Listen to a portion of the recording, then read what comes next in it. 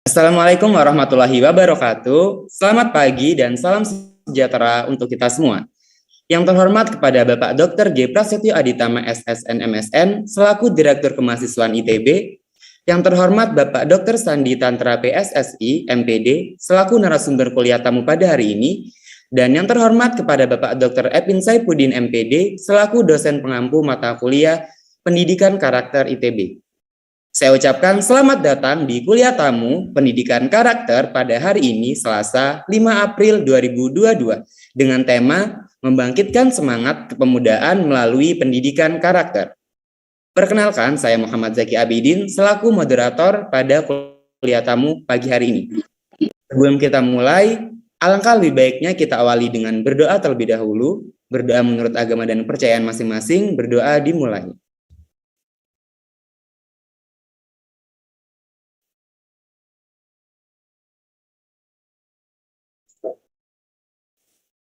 Amin, berdoa tidak pernah selesai. Selanjutnya, menyanyikan lagu Indonesia Raya. Kepada hadirin, dimohon untuk menyalakan kamera dan berdiri dengan tegak.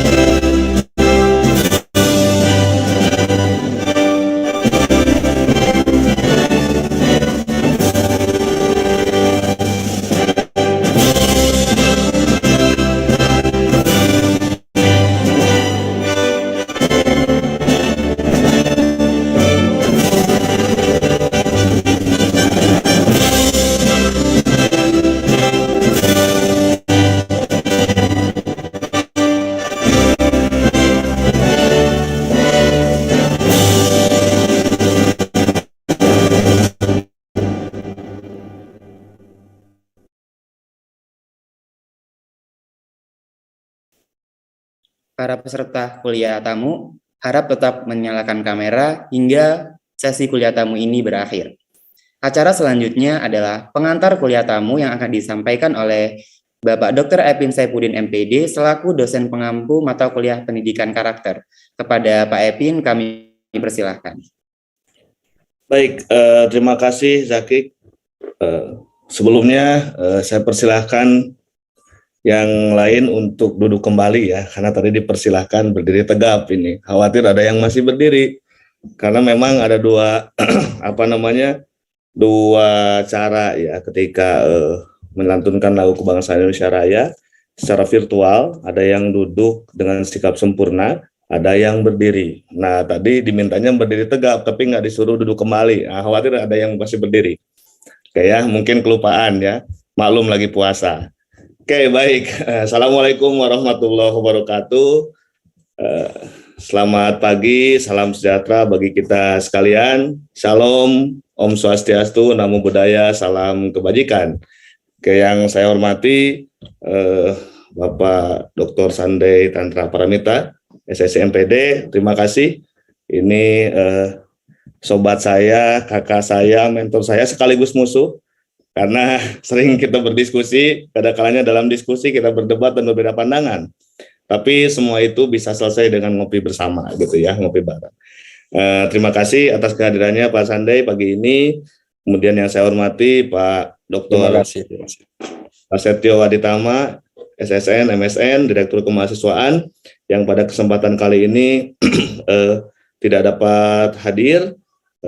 Hanya beliau menitipkan salam untuk Pak Sandei. Terima kasih sudah berkenan mengisi salah satu agenda kuliah tamu di dalam mata kuliah pendidikan karakter.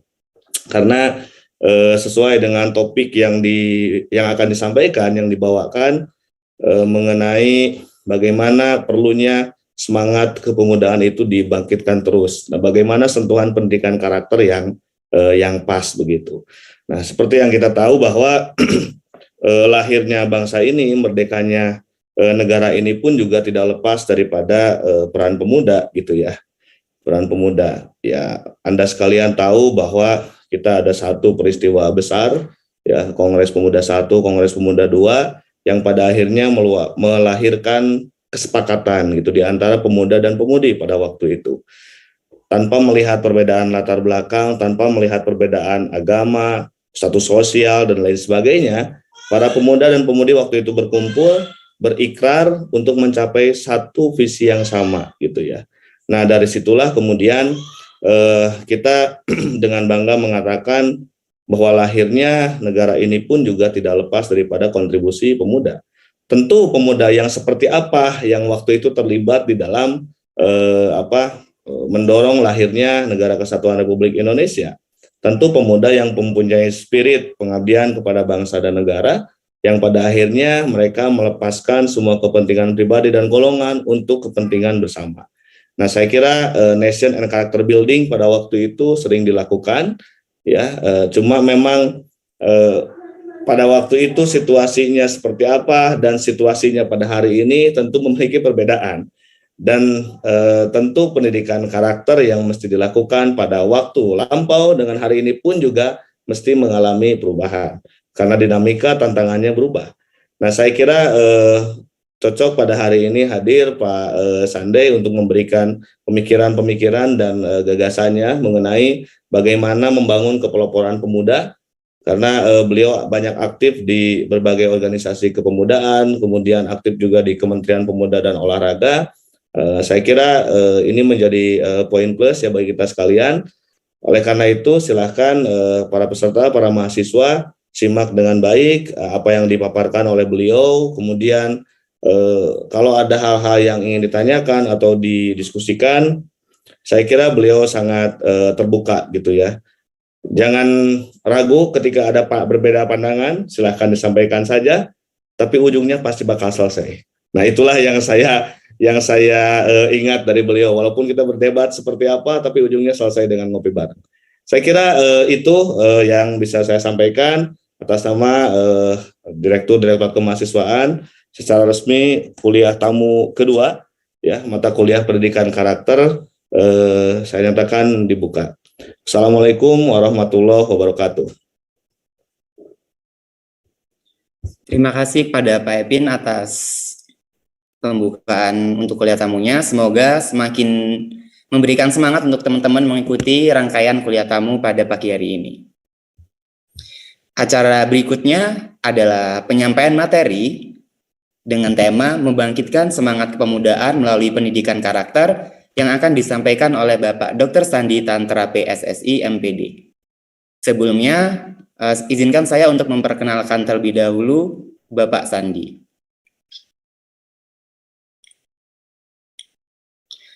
Pak Sandi merupakan Ketua Dewan Pengurus Daerah Forum Doktor Muda Indonesia Provinsi Jawa Barat pada tahun 2018 hingga 2023. Selain itu, Pak Sandi juga merupakan pembina Aliansi Pemuda Nusa Bangsa pada tahun 2016 hingga 2020, pembina Aliansi Pemberdayaan Pemuda Nusantara 2015 hingga 2019, dan merupakan dosen ilmu keolahragaan Universitas Pendidikan Indonesia. Selamat pagi Pak Sandi, bagaimana kabarnya? Kabar baik, Mas Aki. Alhamdulillah. Baik, siap Pak. Karena Pak Sandi sudah siap dan teman-teman peserta kuliah tamu juga harusnya udah sangat siap untuk mengikuti dan mendengarkan pemaparan dari Pak Sandi, maka pada Pak Sandi, waktu dan layar kami persilahkan. Baik, terima kasih. Assalamualaikum warahmatullahi wabarakatuh. Terima kasih ke Kang Epin ini, saudara saya, teman debat saya juga ini, dan kita sama-sama membesarkan Forum Dokter Muda dan membesarkan beberapa lembaga non-government organization. Jadi ini luar biasa sekali dan suatu kehormatan saya bisa bergabung dengan mahasiswa yang luar biasa juga yang pada pagi hari ini saya yakin semangatnya juga luar biasa begitu ya. Jadi saya akan coba berbagi layar.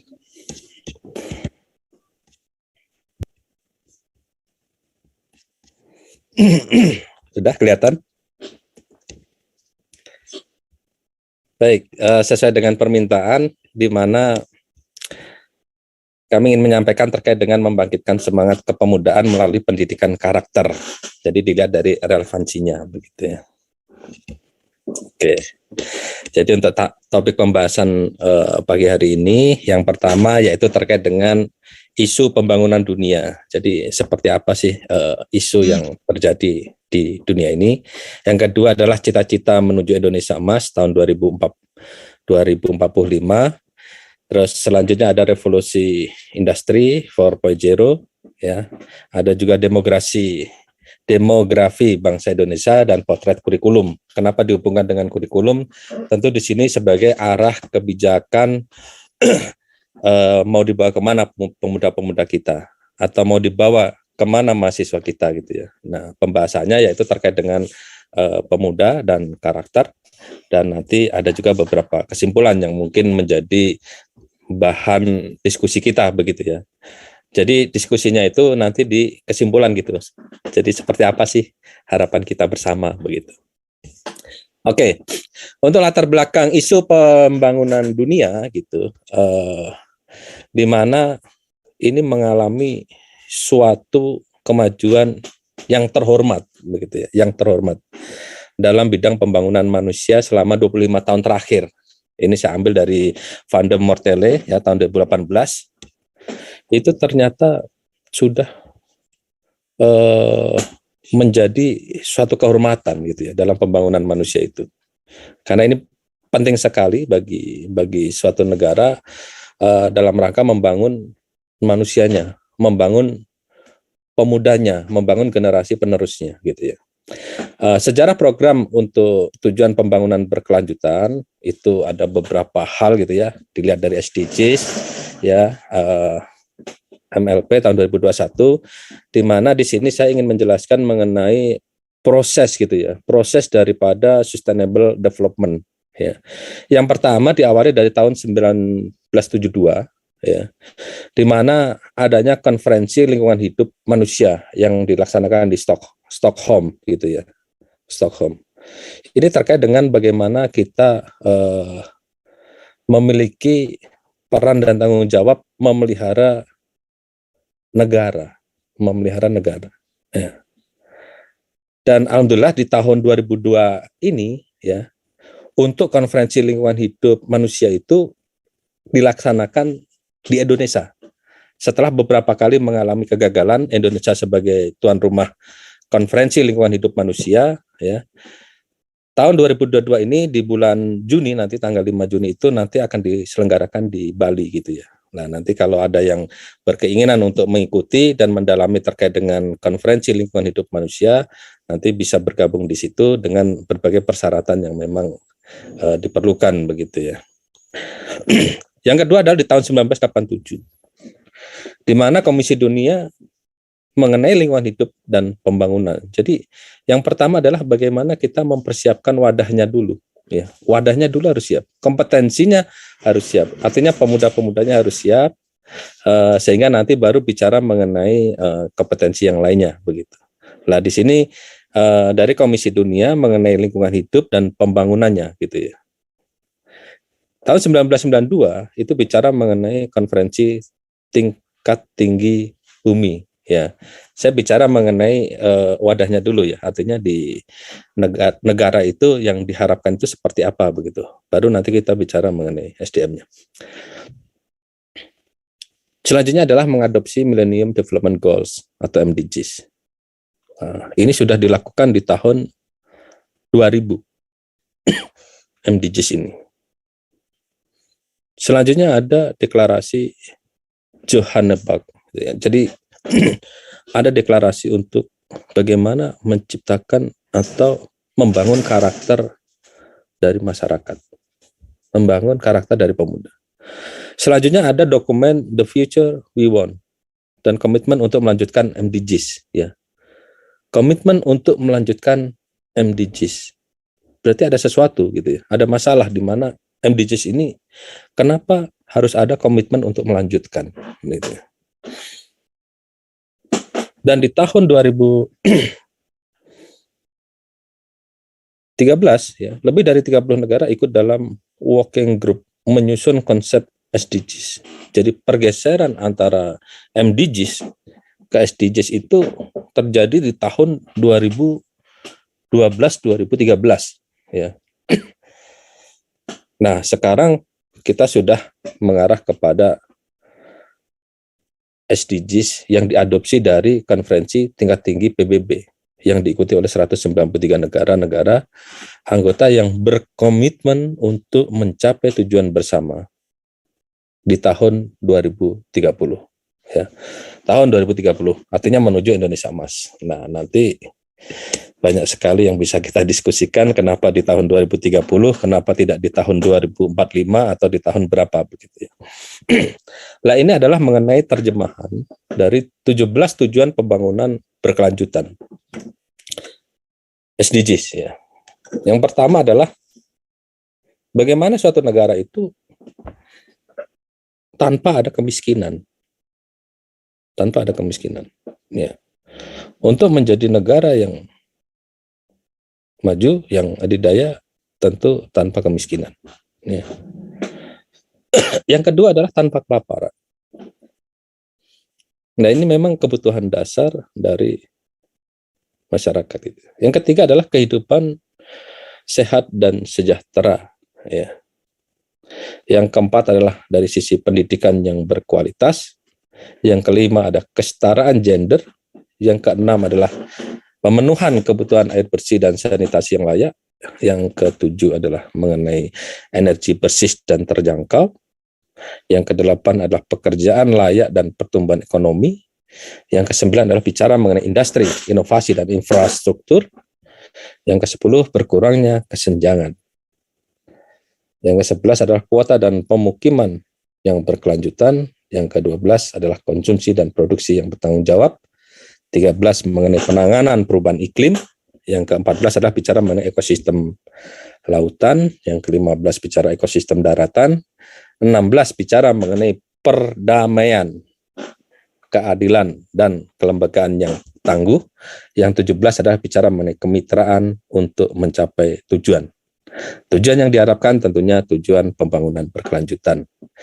Nomor 16 mungkin Pak Epin sudah terjun langsung ya dengan human right-nya ya dari UNESCO, dan ini tentu ada banyak pilihan begitu ya, sampai 17 pilihan di sini.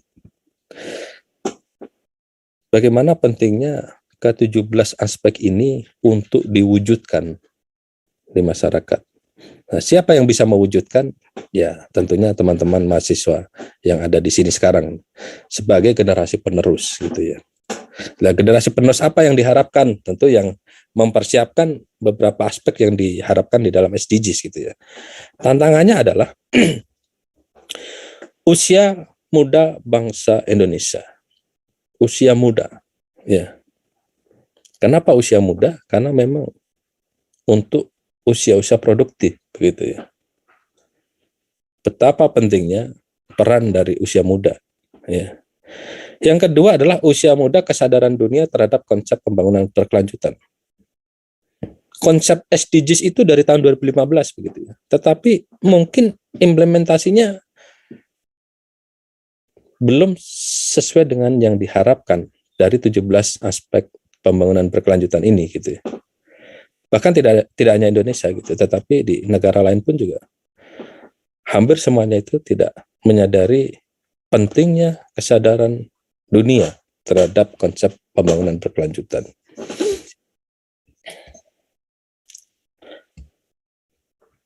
Cita-cita Indonesia Emas tahun 2045.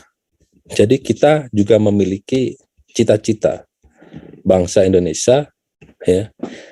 Tidak hanya di tahun 2030 gitu ya, tetapi sampai tahun 2045. Di mana fokus kajian dari megatrend dunia itu adalah adanya kolaborasi, adanya integrasi dari kementerian atau lembaga untuk bicara mengenai beberapa aspek penting begitu ya. Yang pertama adalah demografi dunia. Ya. Demografi dunia. Dengan adanya pandemi seperti ini, kalau Pak Epin menyatakan apakah ini anugerah atau musibah begitu ya. Demografi dunia untuk bangsa Indonesia harapannya di tahun 2045 ini bisa mencapai Indonesia Emas. Harapannya begitu. Tetapi dengan adanya pandemi COVID-19 ini, dengan adanya virus Delta, dengan adanya virus Omikron dan virus-virus yang lainnya, ya, ini sangat berdampak pada perubahan demografi dunia, termasuk di Indonesia. Ya. Di mana kita melihat, ya, dari berbagai media massa, media elektronik gitu ya. Masyarakat Indonesia yang terdampak COVID itu mayoritas yang meninggal dunia itu adalah banyak orang tua. Setelah orang tua baru anak-anak. Yang ketiga baru usia muda. Artinya dengan adanya pandemi ini terjadi akselerasi demografi, khususnya di Indonesia. Ada akselerasi. Lah akselerasi ini bisa membawa nilai positif, bisa membawa nilai negatif. Bisa menjadi anugerah, bisa menjadi musibah. Ya. Artinya apa? Bahwa di Indonesia khususnya pemuda-pemuda harapan bangsa ini semakin banyak prosentasenya dibandingkan yang orang tua. Ini semakin terjadi akselerasi dan perubahan di masyarakat begitu. Artinya apa? Pemuda-pemuda ini dipaksa harus siap untuk menghadapi sustainable development. Harus dibangun karakternya, harus dibangun kesadarannya sehingga nanti dapat menjadi generasi penerus yang diharapkan. Yang kedua adalah terkait dengan adanya urbanisasi global. Perpindahan global. Jadi kalau di dalam dunia digital itu ada imigran digital, ada native digital, itu ya. Artinya teknologi yang berkembang saat ini itu digunakan oleh siapa saja, oleh anak-anak, oleh pemuda, oleh orang tua. Tetapi kemampuan di dalam mengakses teknologi itu berbeda-beda kemampuannya. Ya, anak-anak mungkin banyak mengakses untuk yang dibutuhkan oleh anak-anak. Pemuda yang dibutuhkan oleh pemuda dan masa depan. Untuk orang tua bagaimana mendampingi, bagaimana membangun, bagaimana menyiapkan pemuda-pemuda itu untuk lebih siap begitu. Sehingga adanya akselerasi bonus demografi ini akan berdampak positif begitu harapannya itu. Selanjutnya adalah perdagangan internasional. atau bahasanya WTO, World Trade Organization. Ya, di mana kita sudah disuguhi beberapa hal yang mencengangkan mengenai perdagangan internasional. Bagaimana Indonesia yang menjadi negara konsumtif akan didorong menjadi negara produktif atau hybrid, ya, sehingga produk-produk bahan mentah yang ada di Indonesia itu akan dikelola menjadi bahan setengah matang, setengah jadi atau bahan jadi, sehingga nanti bisa memiliki nilai yang lebih dalam perdagangan internasional, dan tentunya untuk mengangkat nama negara kita. Nah, selanjutnya yaitu terkait dengan keuangan global. Baru-baru ini peperangan antara Ukraina dan Rusia berdampak pada salah satunya adalah nilai keuangan global. Berdampak pada nilai keuangan global.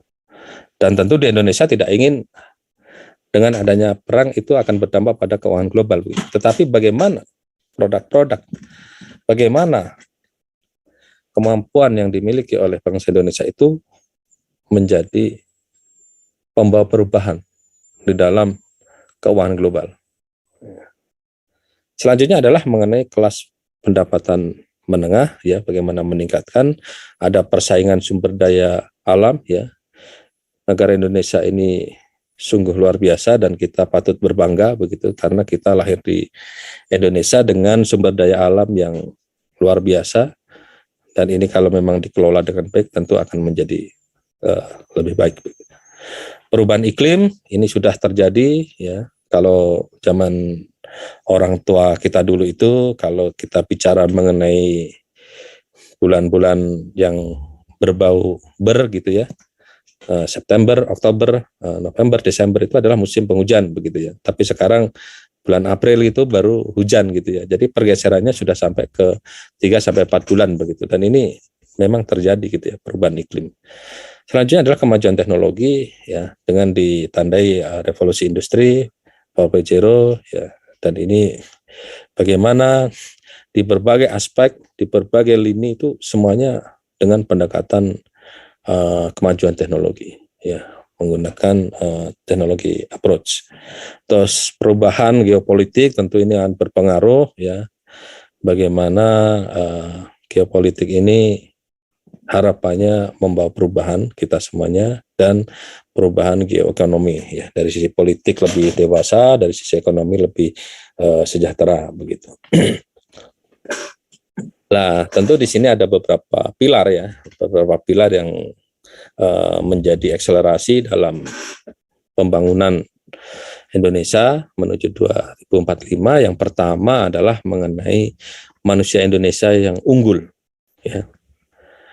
Di sini tema yang dimunculkan adalah Indonesia 2045 berdaulat, maju, adil dan makmur.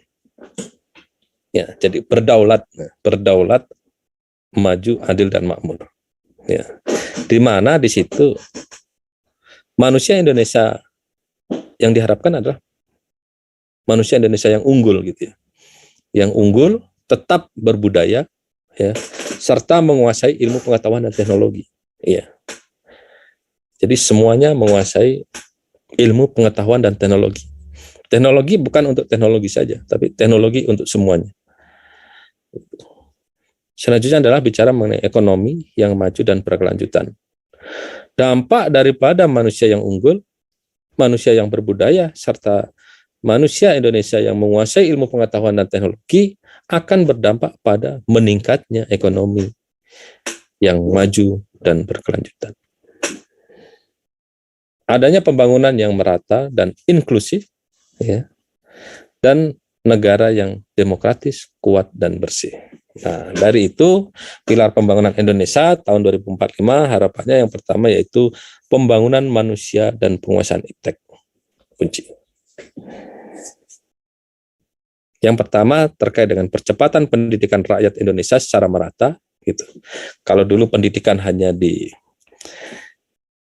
dimiliki oleh orang-orang yang dalam tanda petik memiliki kemampuan ekonomi yang baik. Sekarang pendidikan untuk semua, begitu ya. Percepatan pendidikan untuk rakyat Indonesia secara merata.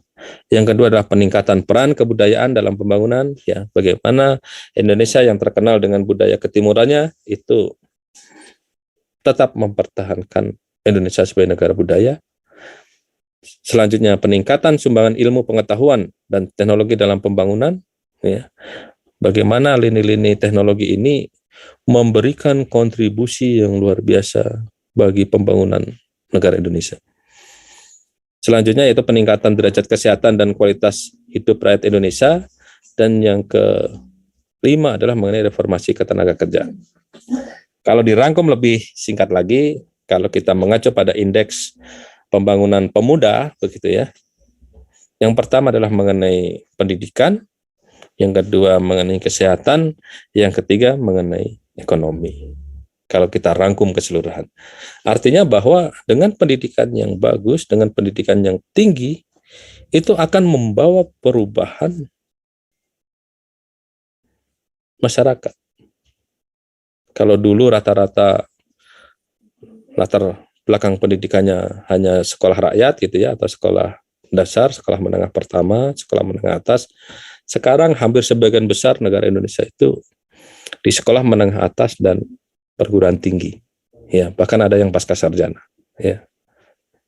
Nah, yang kedua adalah mengenai kesehatannya. Kalau kita rangkum, bagaimana tenaga-tenaga kedokteran, tenaga-tenaga perawat dan sebagainya itu ditingkatkan. Nah, dari kedua aspek ini, ketika pendidikannya maju, ketika tingkat kesehatannya tinggi, maka akan berdampak pada ekonomi. Tiga aspek ini. Nah, pembangunan ekonomi yang berkelanjutan yaitu mengenai peningkatan investasi dan perdagangan luar negeri, selanjutnya percepatan industri dan pariwisata, pembangunan ekonomi maritim, pemantapan ketahanan pangan dan peningkatan kesejahteraan petani, pemantapan ketahanan energi dan air, dan komitmen terhadap lingkungan hidup. Ini mengenai pembangunan ekonomi yang berkelanjutan. Yang ketiga adalah mengenai pemerataan pembangunan, yaitu terkait dengan percepatan pengentasan kemiskinan, pemerataan kesempatan usaha dan pendapatan, pemerataan pembangunan wilayah, pembangunan infrastruktur dan yang merata dan terintegrasi. Nah, siapa yang mengintegrasikan? Tentu pemuda-pemuda melalui berbagai pendekatan termasuk teknologi di dalam. Pemantapan ketahanan nasional dan tata kelola pemerintahan, baik itu demokrasi yang substantif, reformasi kelembagaan birokratif, penguatan sistem hukum nasional dan anti korupsi, politik luar negeri berbasis aktif, dan penguatan ketahanan dan keamanan. Jadi ini adalah beberapa pilar-pilar yang memang harus kita ketahui sebagai pemuda atau sebagai mahasiswa secara keseluruhan.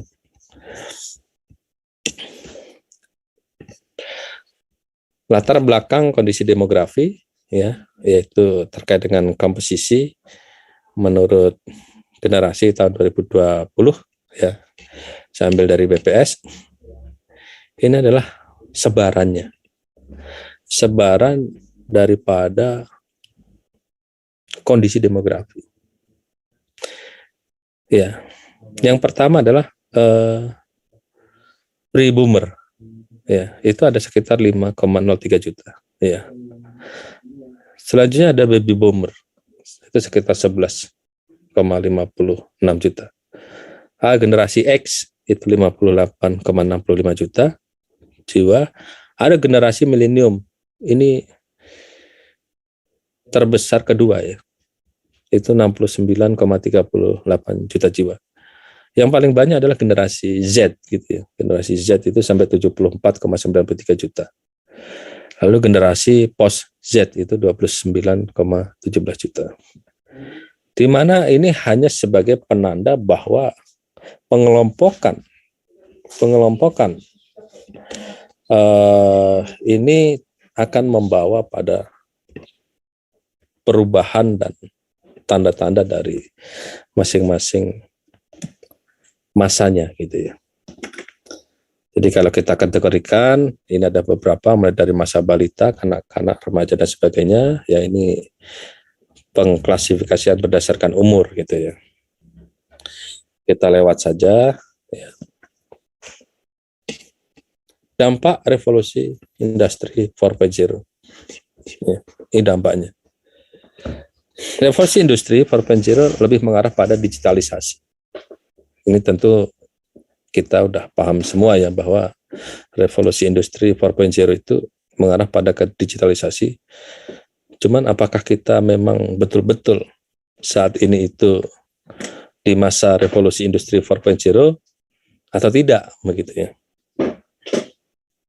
Kalau kita bahas bersama tentang pentahelik begitu ya. Pentahelik itu ternyata semuanya belum tentu mengarah pada revolusi industri 4.0. Mungkin ada yang 4.0, mungkin ada yang 3.0, ada yang 2.0 gitu. Contoh misalkan di dalam dunia akademisi, mungkin 4.0. Di masa pemerintahan, mungkin 3.0. Dari sisi usaha, pengusaha, dan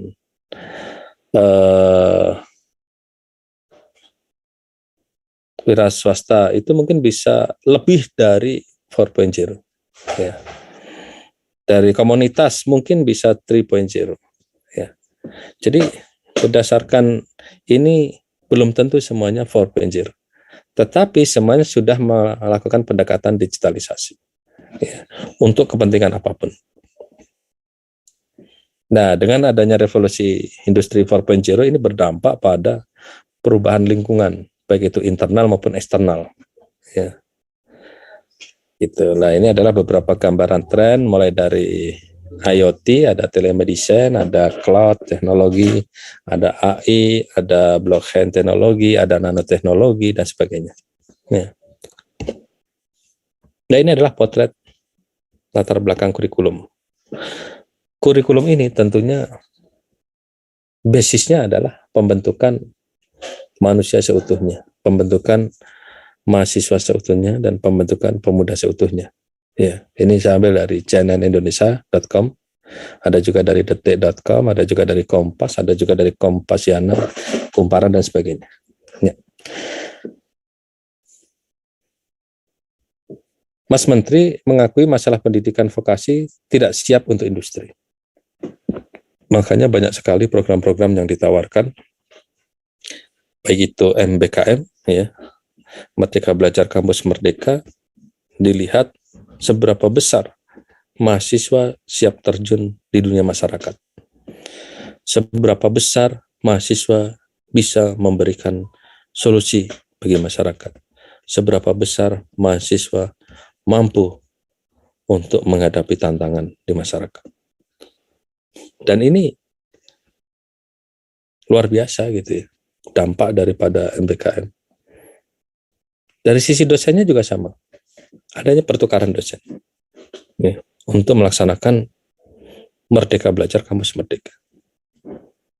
Dan baru-baru ini juga ada dihubungkan dengan Kedaireka, dihubungkan dengan mempertemukan antara akademisi atau insan perguruan tinggi dengan perusahaan, dengan industri. Ya. Harapannya adalah agar tidak terjadi kesenjangan antara dunia pendidikan dengan dunia kerja, gitu ya. Agar tidak terjadi kesenjangan. Nah, dengan seperti ini tentunya akan membawa banyak perubahan bagaimana dunia pendidikan, insan perguruan tinggi ini memahami berbagai kebutuhan di dunia kerja, dan dunia kerja harapannya bahwa orang-orang yang dikirim untuk ke dunia kerja itu adalah orang-orang yang memang siap, pemuda-pemuda yang memang memiliki karakter yang bagus gitu ya, yang tidak mudah putus asa dan sebagainya. Nah, ini banyak sekali potret-potret kurikulum ya, nanti bisa kita diskusikan bersama. Nah, ini adalah mengenai pembahasan pemuda dan karakternya. Ini kalau kita mengacu pada KBBI, muda itu belum sampai setengah umur ya. Setengah umur itu kalau kita mengacu pada usianya Nabi besar kita di usia 60 tahun, berarti kalau setengahnya itu berarti sekitar 30 tahun. ya, belum sampai 30 tahun gitu ya. Yang kedua adalah belum sampai masa. Ya, ini kalau kita bicara mengenai buah-buahan. Tapi kalau kita bicara ini adalah bagaimana usia untuk pemuda ini adalah setengah umur, ya, setengah umur dari, kalau kita acuannya itu berarti sekitar 30 tahun. Kalau kita mengacu pada Undang-Undang Kepemudaan nomor 40 tahun 2009, ya, bahwa pemuda itu kategorinya 16 sampai 30 tahun. Nah, jadi kemarin ada juga yang mempertanyakan, kenapa dokter muda usianya lebih dari 30 tahun gitu. Yang cocok Pak Epin ketuanya nanti selanjutnya. Oke. Kita lewat dulu yang ini. Ya, untuk pembahasannya bagaimana karakter yang dibutuhkan pemuda untuk menjawab tantangan. Tantangan yang pertama yaitu mengenai pewujudan tujuan pembangunan berkelanjutan atau Sustainable Development Goals. Yang kedua adalah cita-cita Indonesia Emas 2045, peta demokrasi pendudukan, revolusi industri 4.0, dan potret kurikulum. Inilah yang menjadi pembahasan kita.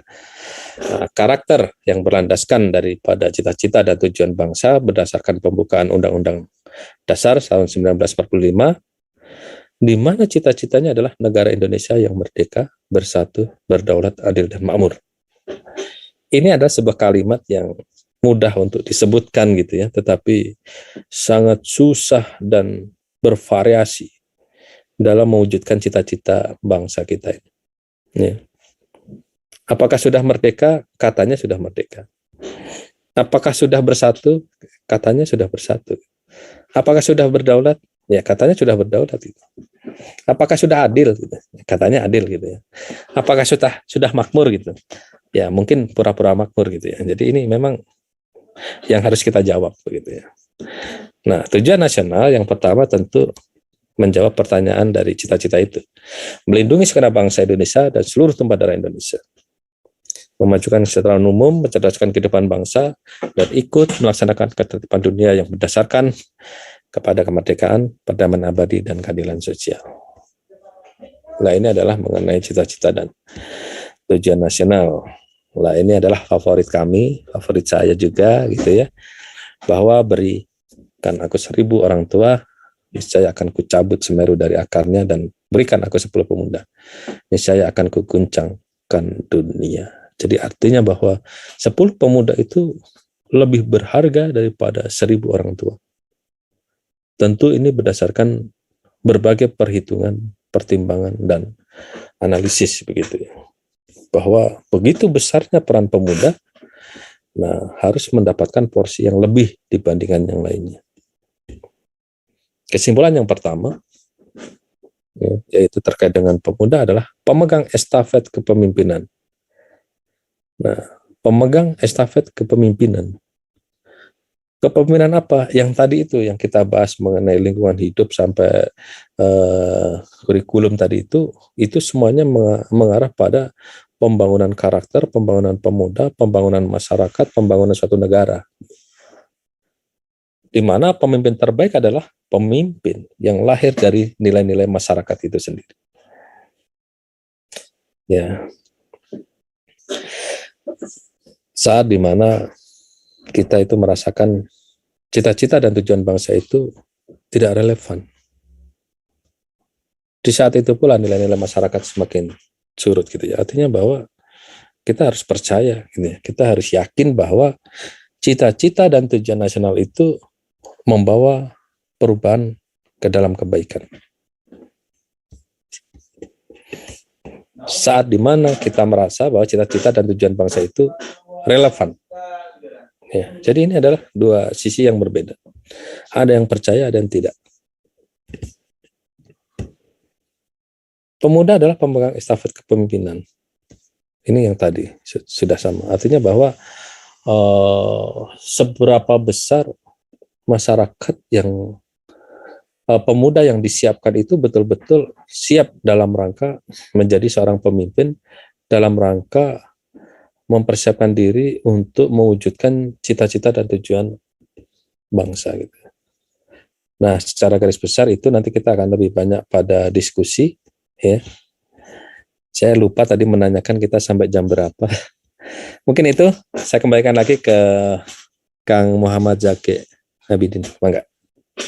Siap, terima kasih banyak Pak Sandi atas pemaparannya yang luar biasa. Semoga teman-teman semakin terketuk ya hatinya untuk terus membangkitkan semangat kepemudaan, terutama melalui pendidikan karakter. Nah, bagi teman-teman yang ingin bertanya bisa langsung raise hand atau boleh juga menuliskan pertanyaannya di kolom chat yang tersedia.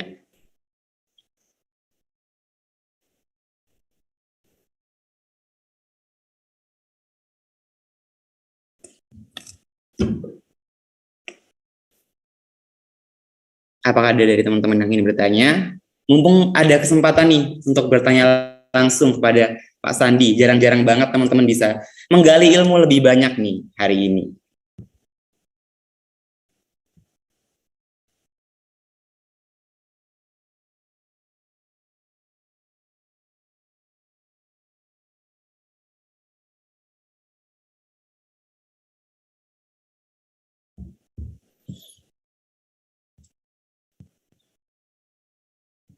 Oke, sepertinya teman-teman sedikit malu-malu ya Pak untuk bertanya langsung nih kepada Pak Sandi. Sambil menunggu teman-teman yang lain bertanya, mungkin saya mengajukan pertanyaan terlebih dahulu ya kepada Pak Sandi. Enggak. Kalau dilihat sekarang, pemuda seharusnya kan punya peran yang besar ya Pak untuk pembangunan bangsa Indonesia. Tapi justru di era yang digital dan semakin modern, tidak sedikit pemuda yang justru terlena dengan fasilitas yang mereka punya, apalagi terutama terkait teknologi. Dan gimana sih Pak biar kita nih sebagai pemuda tetap bisa mengontrol diri gitu, biar tidak sampai terlena dengan teknologi yang sudah ada dan bisa kita terapkan untuk mendukung pembangunan bangsa Indonesia. Terima kasih Pak. Ya, terima kasih Kang Zaki. Tadi saya sempat menyebutkan mengenai berbudaya gitu ya. Berbudaya, tetap mempertahankan ketimuran, bahwa bangsa Indonesia itu bangsa ketimuran gitu ya. Artinya tetap mempertahankan budaya-budaya sopan santun, unggah-ungguh dan sebagainya gitu ya. Artinya memang betul ya. Artinya tanpa disadari dengan adanya perubahan ke digitalisasi ini berdampak pada individualisasi begitu ya. Berdampak pada individualisasi ya. Lah di sisi lain kalau kita berdiskusi dengan teman-teman di Forum Dokter Muda itu, yang pertama ada revolusi education, ada revolusi industri, ada society. Ya. Di sisi pendidikannya, ya kita bicara mengenai bagaimana proses revolusi education 4.0, 2.0, 4.0 gitu ya. Saat ini yang kita hadapi adalah revolusi industri 4.0. Ya, semuanya berbasis data, big data atau berbasis Internet of Things atau bicara mengenai artificial intelligence gitu ya. Tapi di sisi lain muncul yang baru yaitu Society 5.0 ya. Society 5.0 ya. Ini dari Jepang yang pertama itu karena memang Jepang sebagai negara yang teknologinya maju ternyata tingkat individualitasnya tinggi. Ya. Tingkat penghargaan terhadap orang lain rendah. Sehingga dampak daripada teknologi ini ternyata tingkat individualitas, tingkat kemampuan sosialnya jadi berkurang gitu ya. Sehingga dengan dengan hadirnya Society 5.0 di mana cirinya itu adalah human centered gitu ya, berpusat pada manusia ya. Walaupun teknologinya ada, tetapi semuanya itu berpusat pada manusia ya. Lah tentunya bagaimana kita sebagai pemuda ya tidak terlena dengan kemajuan teknologi, tidak terlena dengan revolusi industri 4.0. Tentu kita juga harus menyeimbangkan dengan budaya ketimuran, budaya kita sebagai anak muda harus tetap menghargai, menghormati yang lebih tua begitu ya. Bukan berarti kita menguasai teknologi, kita tidak menghormati, tidak menghargai yang lebih tua, karena mereka juga memiliki pengalaman yang luar biasa, ya. Mereka juga memiliki pola pikir yang luar biasa, ya. Walaupun dari sisi teknologinya mungkin itu sebagai toolnya gitu ya, sebagai toolnya. Tetapi dalam membentuk karakter, orang tua lebih memiliki pengalaman yang lebih dibandingkan yang muda-muda itu. Makanya tetap aja bahwa kita membutuhkan semuanya, baik yang muda maupun yang anak-anak begitu ya. Sehingga harapan daripada Society 5.0 ini dapat diwujudkan dengan lebih berbudaya begitu. Harapannya begitu. Baik, siap. Terima kasih Pak Sandi.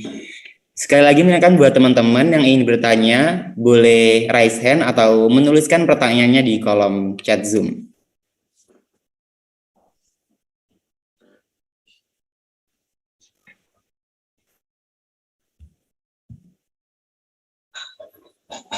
Atau apakah dari Pak Epin ada pertanyaan nih buat Pak Sandi, buat memantik teman-teman peserta di sini untuk diskusi bareng? Oke, baik, terima kasih Zakik. Makasih Pak Sande ya terkait dengan bagaimana urgensi pemuda gitu saya lihat. Nah, ada satu gejala ya, memang beberapa hari yang lalu saya terlibat dalam diskusi ya, memantau diskusi mahasiswa di dalam satu main room, kemudian saya buat breakout room.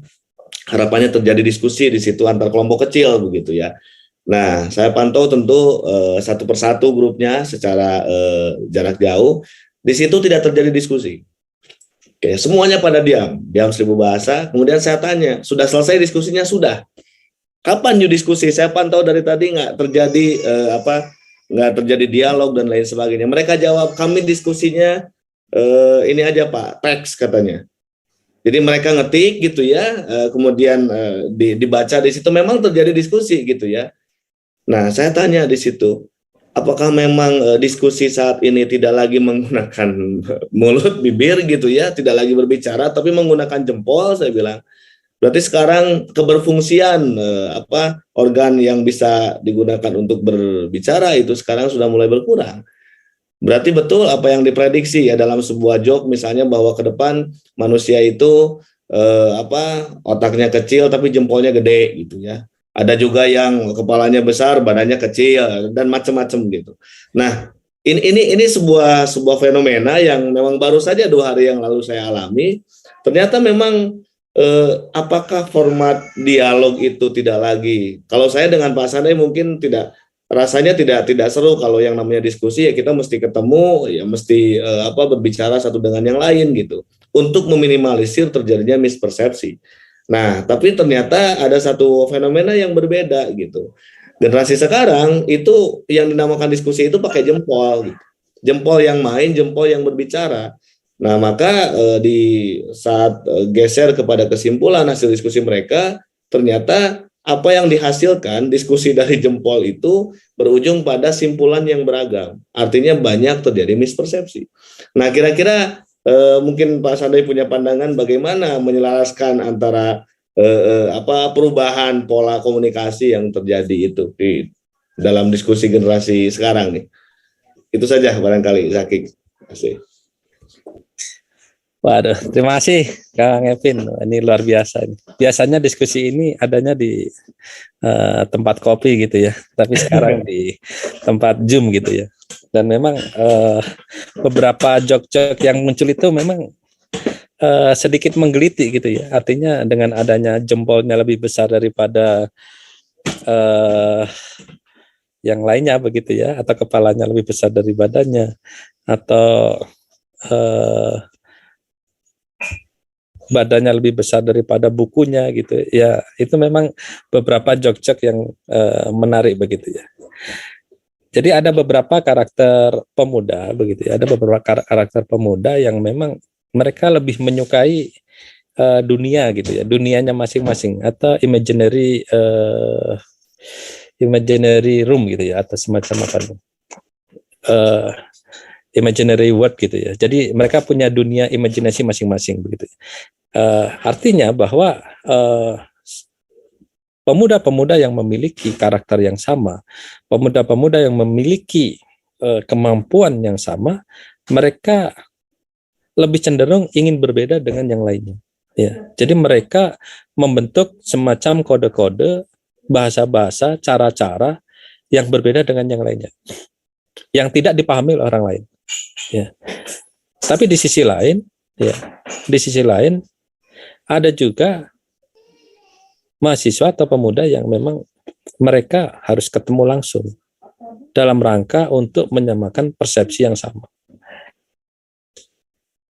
Lah, apakah itu bagus atau tidak? Kalau menurut saya bagus-bagus saja. Dengan teknik yang digunakan, misalkan mereka berdiskusi dengan cara menulis teks dalam berdiskusi, atau mengirimkan materi, mengirimkan berbagai hal untuk berdiskusi, ya, selama itu key point-nya dapat begitu ya, itu tidak ada masalah begitu. Yang jadi masalah adalah ketika hasil dari diskusi teks tadi itu tidak dapat disampaikan kepada orang lain, itu menjadi masalah. Ya. Atau hanya dipahami oleh orang-orang tertentu saja. Ya. Padahal di sini ilmu pengetahuan itu untuk semua orang. Dari yang susah diterjemahkan, itu dibantu oleh kita menerjemahkan sehingga mudah dipahami oleh orang lain, mudah dilaksanakan oleh orang lain. Ya. Lah, dengan adanya diskusi melalui chat Zoom ini sangat menarik sekali gitu ya, sangat menarik sekali. Dan itulah ciri dari dunia-dunia akademisi begitu ya. Tetapi jangan lupa bahwa hasil itu harus betul-betul sangat mudah diimplementasikan dan ditularkan kepada yang lainnya gitu ya. Artinya jangan sampai dipersulit juga gitu. Repotnya kan nanti dipersulit begitu ya. Kalau dulu itu bahasa komunikasi pemuda-pemuda di daerah Malang begitu, mereka dibalik kata-katanya. Misalkan Kerangalam misalkan, saya arek Malang gitu. Jadi yang bisa bahasa itu hanya pemuda-pemuda yang dari Malang saja gitu ya. Mereka memiliki kode-kode tertentu gitu. Agar pembahasan itu lebih nyaman bagi mereka, bagi kelompok mereka, ya. Dan bisa menyampaikan apa saja begitu. Tapi ketika mereka berinteraksi dengan yang lainnya, mereka menggunakan bahasa yang wajar gitu ya. Nah, yang penting jangan lupa itu saja gitu. Jadi walaupun jempolnya besar, tapi kalau di masyarakat saya pikir tidak akan dipermasalahkan gitu. Jempolnya besar, atau dahinya hitam, atau kepalanya besar, atau apa itu, saya pikir nggak ada masalah gitu. Yang jadi masalah adalah bagaimana harapan yang dimiliki oleh seseorang itu tidak tersampaikan. Itu jadi masalah besar. Ya. Artinya akselerasi bonus demografi yang ada, ya, jangan sampai tidak ditangkap oleh pemuda. Ya. Indonesia emas tahun 2045, jangan sampai 2045 juga gitu. Bagaimana bisa menjadi tahun 2030? Gitu ya. Dan ini ciri dari pemuda itu memang terjadinya akselerasi gitu. Nah, salah satu caranya adalah dengan tadi itu, yang jempolnya besar, yang kepalanya besar, yang pakai teks, pakai chat Zoom dan sebagainya. Dan itu memang ciri dari mereka gitu. Tetapi bahwa sekali lagi bahwa akselerasi inilah yang harus ditunjukkan oleh mahasiswa, oleh pemuda ya, dalam rangka mewujudkan dan memberikan solusi masalah-masalah yang ada di masyarakat. Jadi kalau saya mengambil salah satu syair dari Kang Widi gitu ya, bahwa untuk apa ijazah, untuk apa ilmu yang tinggi kalau tidak bisa diimplementasikan di masyarakat, jadi akan sia-sia begitu ya.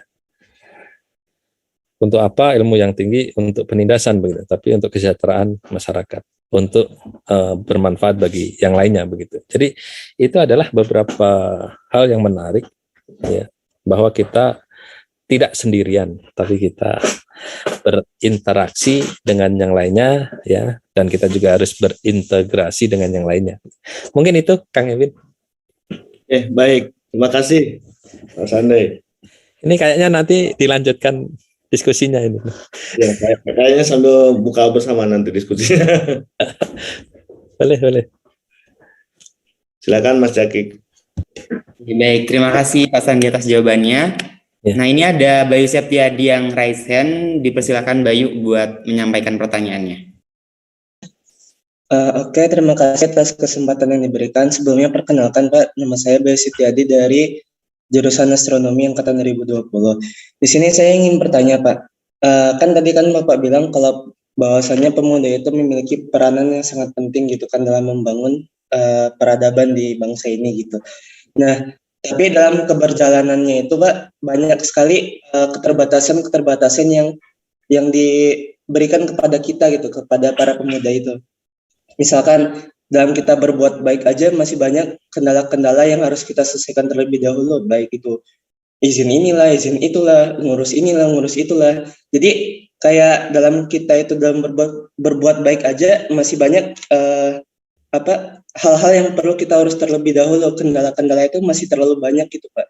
Nah, menurut Bapak sendiri bagaimana caranya itu di tengah keterbatasan yang kita miliki sebagai pemuda gitu ya, bagaimana caranya kita itu bisa memaksimalkan peranan yang kita bisa lakukan gitu Pak. Gitu Pak. Pertanyaan saya itu. Terima kasih Pak. Ya, baik, terima kasih Bayu. Langsung dijawab Mas Aki. Iya, silakan Pak, langsung dijawab. Baik. Tadi saya setelah diskusi dengan Kang Epin, dengan Pak Epin, saya langsung lihat chat Zoom gitu ya. Tapi alhamdulillah belum ada gitu. Ini saya agak khawatir juga tadi. Jangan-jangan pertanyaannya banyak di chat Zoom gitu. Oke, pertanyaan dari Bayu Septiadi ya. Artinya pemuda mahasiswa harus memiliki peran yang besar dibandingkan yang lainnya ya. Dan ini memang seharusnya begitu ya. Dan kalau kita tandai beberapa kondisi seperti di BUMN gitu ya, di tempatnya Pak Erick Thohir itu sudah melakukan perubahan gitu ya. Bagaimana memberikan peran pemuda yang sangat besar gitu ya. Di mana di situ 5%-nya itu adalah pemuda. 5% dari satu perusahaan itu, dari BUMN itu ada 5%-nya pemuda. Dan 15%-nya itu adalah wanita. Ya. Jadi ini sudah mulai digulirkan ya, memberikan peran pemuda, peran mahasiswa lebih dibandingkan yang sebelumnya begitu ya. Dan ini tentu adanya pendampingan gitu ya. Besaran 5%, 15% ini adalah dalam rangka untuk estafet atau keberlangsungan dari sebuah sistem. Ya. Kalau kita melihat secara keseluruhan, katakanlah di kampus misalkan perizinan susah gitu ya. Kebetulan saya juga menangani di Kepala Divisi Kerjasama dan Organisasi Kemahasiswaan. Semuanya bisa dilakukan dengan cara apa saja gitu ya. Kalau kemarin masa pandemi semuanya online gitu ya. Jadi untuk membuat kegiatan mereka mengirimkan melalui berbagai media sosial atau melalui email dan sebagainya, dan itu langsung direspon, nah, lebih cepat begitu. Kalau mengenai realita yang ada itu sifatnya bisa jadi kasuistik, ya, artinya terjadi hanya kasus-kasus tertentu saja, ya. Tetapi kembali lagi bahwa penyiapan kompetensi pemuda, penyiapan kompetensi mahasiswa itu menjadi faktor utama di dalam memberikan kesempatan pemuda di dalam sebuah sistem. Kompetensi, ya. Cocoknya di mana?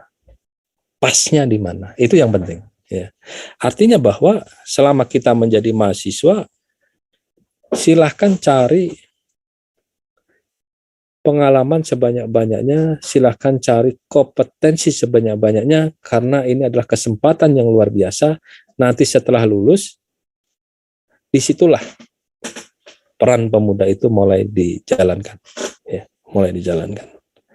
Kita ambil contoh saja di sini ada Pak Epin, di usia 27 tahun sudah menjadi dosen. Sudah memegang struktural di kampus. Saya 27 sama juga jadi dosen. Dan itu tidak secara instan gitu. Tetapi itu dilakukan dengan proses yang luar biasa gitu ya. Proses yang luar biasa. Bagaimana kita menyiapkan kompetensi kita, ya. Bagaimana mahasiswa menyiapkan kompetensi masing-masing di bidangnya masing-masing untuk mengisi ruang-ruang kosong di dalam sistem. Untuk berkontribusi yang belum pernah tersentuh oleh siapapun. Nah, inilah peran-peran kita. Artinya kita jangan terbelenggu dari realitas yang kasuistik gitu ya, tetapi lebih cenderung bagaimana kita membuka pemikiran kita, bagaimana kita melihat peluang-peluang yang tersedia, dan bagaimana kita berkontribusi di dalamnya. Ada 3 aspek yang menarik kemarin. Yang pertama adalah ciri dari pemuda untuk bisa berkontribusi di berbagai sistem. Yang pertama itu harus tahu diri. Tahu diri itu maksudnya apa? Bahwa kita menyadari kompetensi kita itu sejauh mana.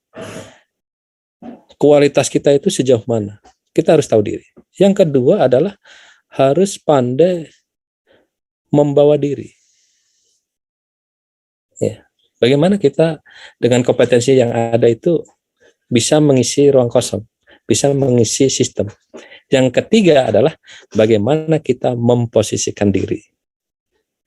Wah, saya ini cocoknya jadi pimpinan, wah saya cocoknya jadi wakilnya atau apa gitu ya. Jadi ada 3 aspek. Harus tahu diri, harus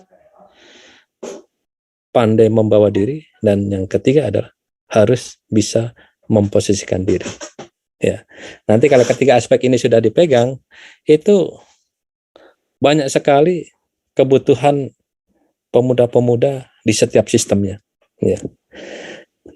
Dan pemikiran dari orang-orang tua pun juga sama mereka. Saya butuh generasi penerus. Saya butuh orang-orang muda yang bisa membackup berbagai hal yang belum bisa saya kerjakan gitu. Itu pasti ada, nggak mungkin nggak ada. Jadi tidak usah khawatir, Kang Bayu Septiadi, bahwa tingkatkan kompetensi, tingkatkan kualitas diri, persiapkan diri, insya Allah banyak yang membutuhkan. Kalau pemikiran saya dulu waktu masih kuliah gitu ya, orang pintar di mana-mana dibutuhkan gitu. Orang pintar itu di mana-mana dibutuhkan. Jadi tidak usah takut mengenai pekerjaan, mengenai kontribusi dan lain-lainnya. Karena kita akan tetap dibutuhkan oleh orang lain. Mungkin itu Kang Bayu. Ya. 3 aspek tadi ya.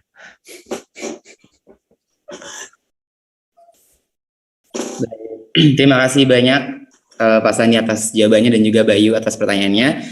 Oke teman-teman, karena keterbatasan waktu, jadi untuk sesi tanya jawab hari ini akan kita cukupkan. Terima kasih kepada Pak Sandi atas jawaban-jawabannya yang luar biasa. Semoga bisa memberikan manfaat untuk kita semua yang ada di sini. Nah, sebelum beranjak ke acara selanjutnya, izinkan saya untuk membacakan kesimpulan pada sesi kali ini. Dunia telah membuat kemajuan yang terhormat, terutama pembangunan manusia, melalui konsep pembangunan berkelanjutan yang diusungnya.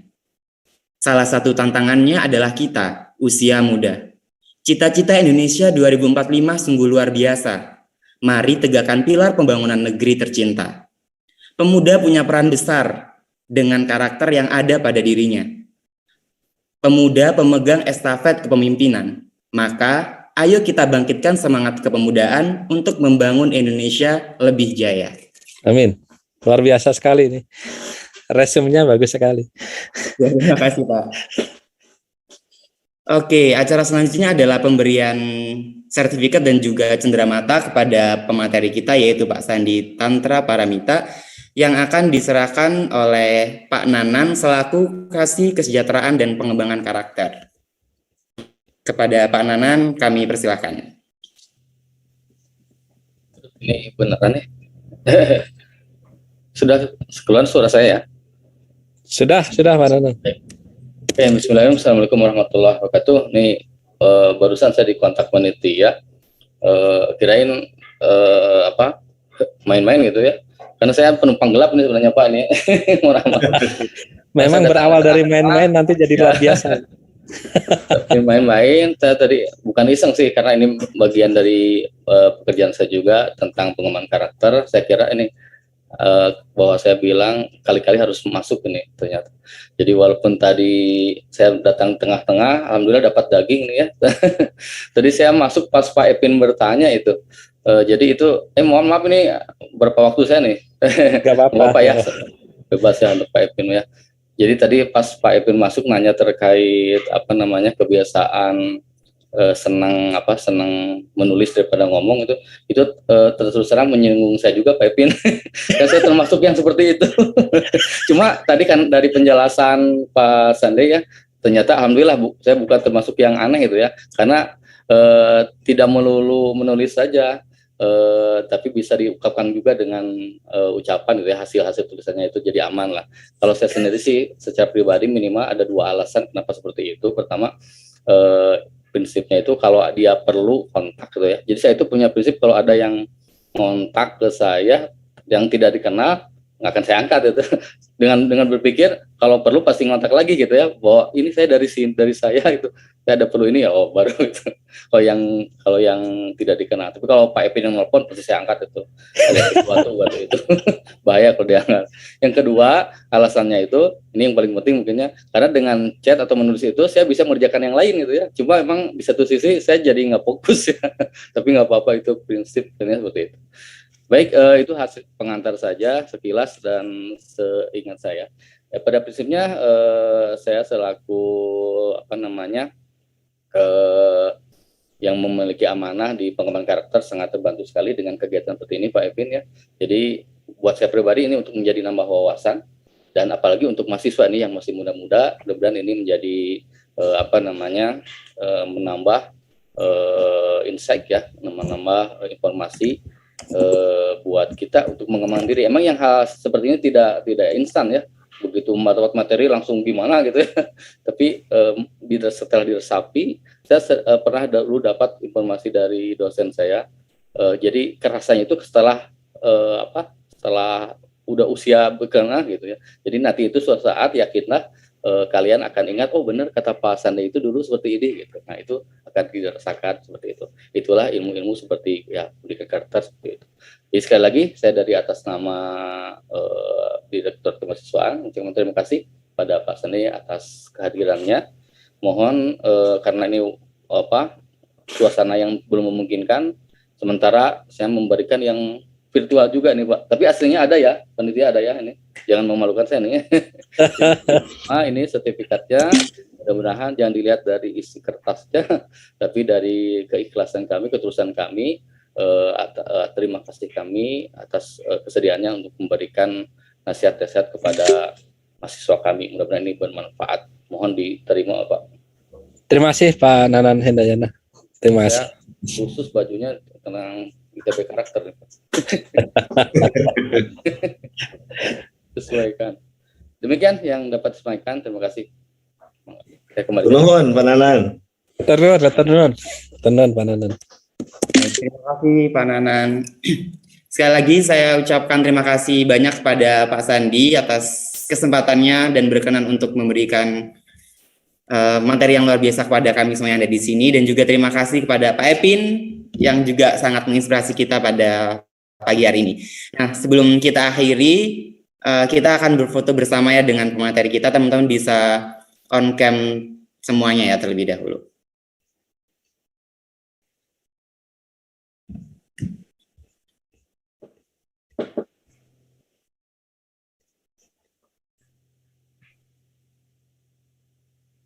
Oke, kepada Mas Operator Darmi dipersilakan untuk memimpin foto.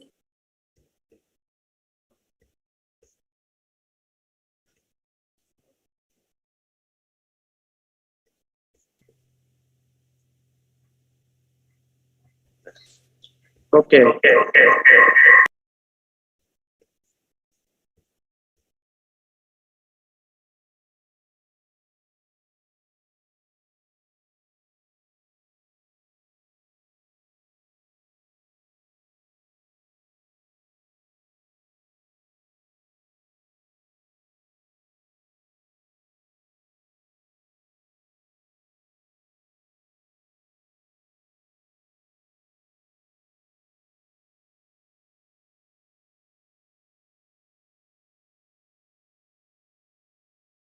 Pak Ipin, apabila setelah acara ini ada acara lain diperkenankan untuk meninggalkan ruang Zoom ini, tapi apabila ingin tetap ada di sini juga tetap diperbolehkan. Baik, saya izin dulu ya, Zaki ya. Pak Ipin, terima kasih. Terima kasih. Terima kasih Mas Ande. Terima kasih. Terima kasih. Terima kasih Pak. Siap. Salam buat Pak Pras ya. Siap Pak. Assalamualaikum. Nah. Oke, teman-teman Terima peserta kasih, Pak. mata kuliah pendidikan karakter, setelah ini akan ada pengarahan tentang proyek sosial yang teman-teman lakukan dari Kak Lita. Jadi saya ada pantun sedikit untuk menutup sesi kuliah tamu dan akan dilanjutkan ke sesi tentang proyek sosial. Buka puasa makan ayam kari, minumnya susu pakai jelly. Saya Zaki dan panitia pamit undur diri. Terima kasih dan sampai bertemu kembali.